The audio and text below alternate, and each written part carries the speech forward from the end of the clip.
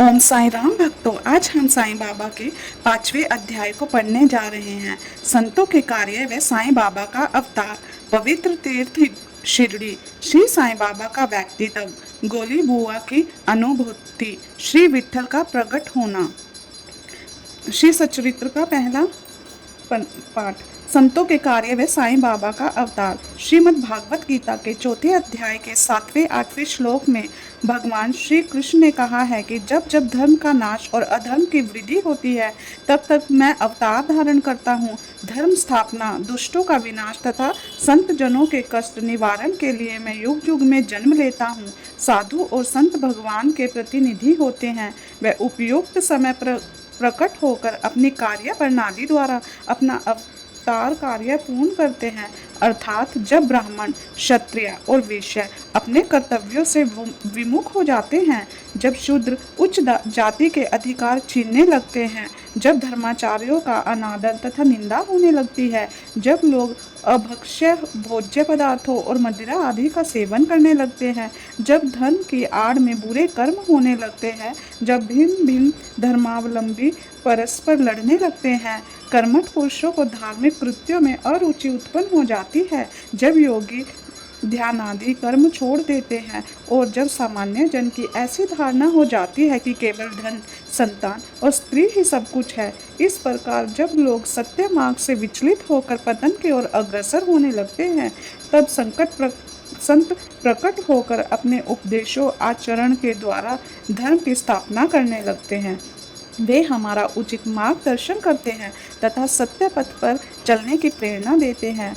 अनेक संत निवृत्तिनाथ, ज्ञानदेव, मुक्ताबाई, नामदेव, गोरा, गोणई, एकनाथ, तुकाराम, नरहरि, नरसिंह मेहता, सदना कसाई, सातवंता माली और रामदास आदि सत्य मार्ग का दिग्दर्शन कराने हेतु समय समय पर प्रकट हुए और इन सब के पश्चात शिरडी में श्री साईं बाबा का अवतार हुआ। ओम साई राम। पवित्र तीर्थ शिरडी। पवित्र तीर्थ शिरडी। शिरडी को पवित्र तीर्थ क्यों माना गया है? अहमदनगर में बहने वाली गोदावरी नदी के तट सौभाग्यशाली है, जिन पर अनेक संतों ने जन्म लिया और अनेक संतों ने वहां आश्रय पाया। ऐसे संतों में श्री ज्ञानेश्वर महाराज प्रमुख थे।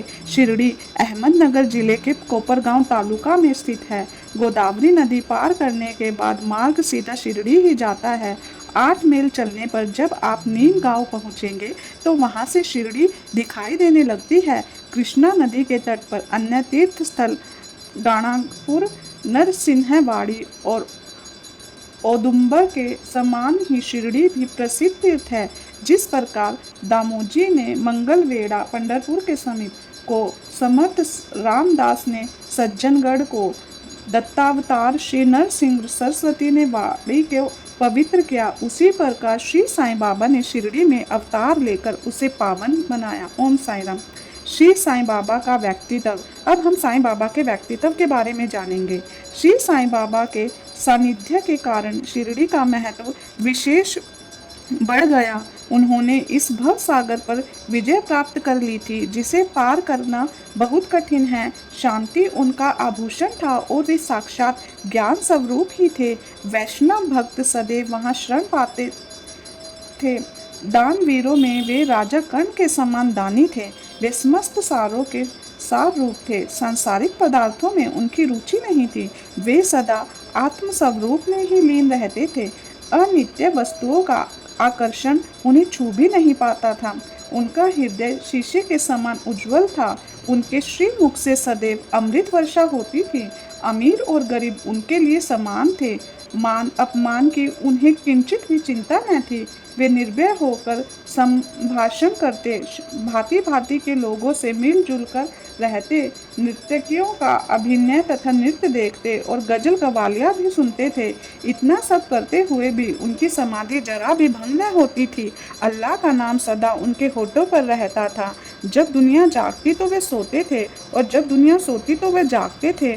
उनका अंतकरण सागर की तरह शांत था। उनकी कार्य प्रणाली का कोई अंत नहीं पा सकता था।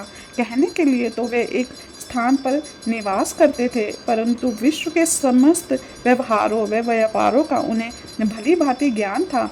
उनका दरबार ही निराला था। वे नित्य अनेक की बंतियाँ कहते थे, परंतु उनकी अखंड शांति किंचित मात्र भी विचलित नहीं होती थी। वे सदा मस्जिद की दीवार के सहारे बैठे रहते थे तथा प्रातः, मध्य और सायंकाल लैंडी और चावड़ी की ओर वायु सेवन करने जाते, तब भी सदा आत्मस्थित ही रहते थे। स्वतः सिद्ध होकर भी वे साधकों के समान आचरण करते थे। वे विनम्र, दयालु तथा अभिमान रहित थे। उन्होंने सबको सदा सुख दिया। उनके श्री चरणों का स्पर्श पाकर शिरडी पावन बन गई। उनका महत्व असाधारण हो गया। जिस प्रकार ज्ञानेश्वर ने आलंदी और एक नाथ ने पैंठन का उत्थान किया, वही गति श्री साईं बाबा द्वारा शिरडी को मिली। शिरडी के फूल पत्ते, कंकर पत्थर भी धन्य हैं, जिन्हें श्री साईं चरण कमलों को चूमने व उनकी चरण धूलि शीश पर धारण करने का सौभाग्य मिला। भक्तगण के लिए शिरडी एक दूसरा पंढरपुर, जगन्नाथपुरी, द्वारका, बनारस, काशी, महाकालेश्वर तथा गोकर्ण, महाबलेश्वर बन गई। श्री साईं बाबा का दर्शन करना ही भक्तों के लिए वेद मंत्र था, जिसके फलस्वरूप आसक्ति घटित और आत्मदर्शन का मार्ग सुगम होता था। उनका श्री दर्शन ही योग साधना था और उनसे वार्तालाप करने से समस्त पापों का शमन हो जाता था। उनका पाद सेवन करना ही त्रिवेणी स्नान के समान था तथा चरणामृत पान करने मात्र से ही समस्त इच्छाओं की पूर्ति होती थी। उनकी आज्ञा हमारे लिए वेदाज्ञा थी।